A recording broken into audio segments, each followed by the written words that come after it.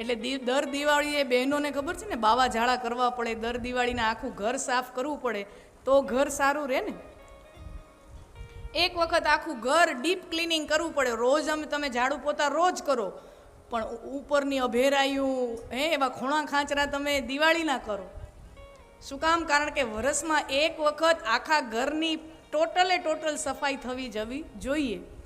એમ આખા વર્ષમાં એવા અમુક અવસરો આપણને મળતા હોય, આપણી અંદર જામી ગયેલા બાવા ઝાડાને સાફ કરવા સ્વયં પરમાત્મા શ્રી કૃષ્ણ સાવેણી લઈને આવે છે. સ્વયં કૃષ્ણ સાવરણી લઈને આવે છે.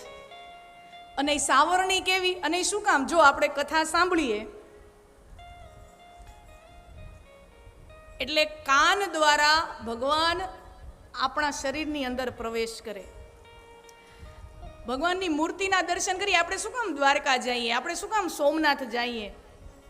આપણા ઘરે બધાને ત્યાં નાના જે બધાની આસ્થા પ્રમાણે નાના મોટા શિવલિંગો હોય, બધાના ઘરે રાધા કૃષ્ણની મૂર્તિ હોય, બધાના ઘરે મંદિરોમાં બધા લક્ષ્મી નારાયણ હોય, નાના નાના આપણે મૂર્તિ સ્વરૂપે પ્રતીક સ્વરૂપે આપણે બિરાજમાન કર્યા જ હોય. પણ છતાંય દ્વારકાધીશના દરબારમાં આપણને ભલે ને 2 સેકન્ડ ઊભું રહેવા મળે, પછી લાઈનને આમ હાલો હાલો હાલો કરતા હોય, પણ એ 2 સેકન્ડ માટે પણ દ્વારકાધીશની મૂર્તિના દર્શન કરીએ. અને ખરેખર તો દર્શન કરતી વખતે ક્યારેય આંખ બંધ કરવી જોઈએ નહીં. જ્યારે દેવ દરબારમાં જઈએ, દર્શન કરવા જઈએ, ત્યારે આંખ બંધ ન કરવી જોઈએ. કારણ કે પર્યાય અર્થ જ આપણે દર્શન કરવા માટે જઈએ છીએ, એમને જોવા માટે જઈએ છીએ, નિહાળવા માટે જઈએ છીએ કે થોડીક પલ બે પલ માટે પણ ભગવાનની મૂર્તિની આંખ હારે આંખ આપણે મિલાવીએ અને આપણી આંખ દ્વારા પરમાત્મા આપણા શરીરની અંદર, આપણા મનની અંદર પ્રવેશ કરે. ભગવાનનું દર્શન કરીએ તો ભગવાન આંખ દ્વારા આપણી અંદર આવે. કથા સાંભળીએ તો કાન દ્વારા ભગવાન આપણી અંદર આવે ને એને આવવું જ પડે. આવવા સિવાય કોઈ રસ્તો જ નથી. અને એક વખત ભગવાન આપણી અંદર આવી જાય પછી એમ જોવે કે અરરરરરરર, આ તો અંદરથી બહુ ગંદરો છે, આ તો અંદરથી બહુ મેલો છે. અને ભગવાને કીધું હવે હું અહીંયા આવી ગયો છું તો મારે રહેવાનું અહીંયા જ છે. હવે તમે વિચાર કરો, આપણા જેવા સાધારણ માણસો, આપણે જે જગ્યાએ રહેવું હોય એ જગ્યા સાફ સુથરી આપણે રાખીએ, બરાબર ને?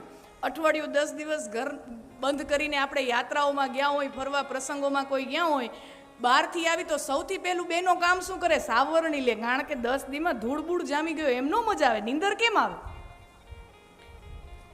તો ભગવાન આપણને જો સાફ સફાઈ વગર ન ચાલે તો ભગવાનને આપણી અંદર રહેવું છે ને આપણી અંદર એમ જોવે કે આ તો બહુ ગંદરો છે, બહુ મનથી આનો મેલો છે, આનું મન બહુ મેલું છે, હૃદય બહુ મેલું છે અને એને રહેવાનું ત્યાં જ છે. તો પછી ભગવાન શું કરે? ભગવાન હાથમાં હાવરણી લે, લાવો આના મનને ને આના હૃદયને હું સાફ કરું. અને ભગવાનની સાવરણી કઈ? શ્રી કૃષ્ણની સાવરણી છે મોરપીંછ. મોરપીંછ વાળી સાવરણી છે.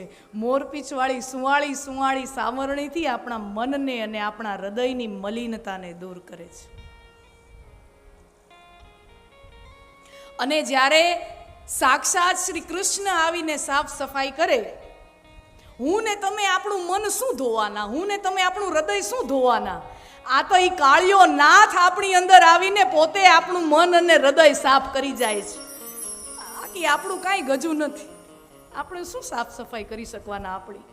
આ તો સ્વયં ઈ ઠાકર આવીને આપણને ધોઈ જાય છે, આપણને શુદ્ધ કરી જાય છે. આપણે શાળામાં ભણતા, હવેની સ્કૂલોમાં તો ખબર નહીં છે કે નહીં, પણ પહેલાની સ્કૂલોમાં આ પ્રાર્થનાઓ બહુ આવતી.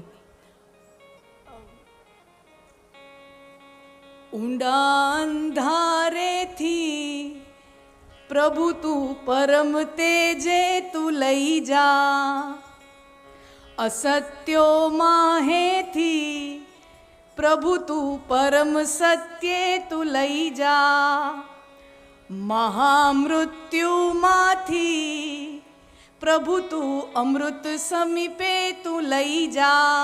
આ પ્રાર્થનાઓ આપણે નિશાળોમાં બહુ પહેલાં ગવાતી, હવેની નિશાળોમાં ગવાય છે કે નહીં ખબર નહીં, પણ પહેલાં આ ગવાતી. ખરેખર તો ઉપનિષદનું સૂત્ર છે, ઉપનિષદનો મંત્ર છે. ઓમ અસતોમાં સદગમય તમસોમાં જ્યોતિર્ગમય મહામૃત. આ ઉપનિષદનો મંત્ર છે કે અસતોમાં સદગમય, અસત્યમાંથી પ્રભુ તું અમને સત્ય તરફ લઈ જા. અંધારામાંથી તમસોમાં જ્યોતિર્ગમય, અંધારામાંથી તું અમને અજવાળા તરફ લઈ જા. હવે આ તો પ્રાર્થના થઈ. આપણે પ્રાર્થના કરી, આ પ્રાર્થનાનો કોઈ જવાબ હોય તો એ જવાબ છે આ શ્રીમદ ભાગવતની કથા. પ્રાર્થનામાં તો માંગણી કરવાની હોય. પ્રાર્થના એટલે માંગવાનું હોય. પ્રાર્થનાને આપણે સંસ્કૃતનો આપણે એની વિભક્તિ તોડીએ તો પ્રાર્થનાનો અર્થ શું થાય? પ્રયત્નેન અર્થ્યતે યયા સા પ્રાર્થના. પ્રયત્નેન અર્થ્યતે યયા સા પ્રાર્થના. પ્રયત્નપૂર્વક આગ્રહ કરીને કાંઈ માંગણી કરવામાં આવે, કાંઈ અરજી કરવામાં આવે, એને કહેવાય પ્રાર્થના. એમાં તો આગ્રહ કરવાનો હોય ભગવાનને કે ભાઈ આપણે ન હોય કોઈક મોટા માણા પાસે જાય તો એમ કે તમે આટલા મોટા માણા છો, તમારી પાસે બહુ આશા લઈને આવ્યા છીએ, તમારે આટલું તો કરી દેવું પડશે. મોટા માણા પાસે જઈએ ત્યારે આપણે શું આવી અરજી કરતા હોય, માંગણી કરતા હોય, હકપૂર્વક માંગણી કરતા હોય. તો માંગણી અહીંયા ઉપનિષદના મંત્ર દ્રષ્ટા શું કરે છે? અસતોમાં સદગમય તમસોમાં જ્યોતિર્ગમય. ઊંડા અંધારેથી અમને પ્રકાશ તરફ લઈ જાઓ, અમૃત તરફ લઈ જાઓ, મૃત્યુમાંથી અમને અમૃત તરફ લઈ જાઓ, અસત્યમાંથી અમને સત્ય તરફ લઈ જાઓ. અને એટલા માટે જ સત્ય, પ્રકાશ અને અમૃત આ જીવની શાશ્વત ઝંખના છે.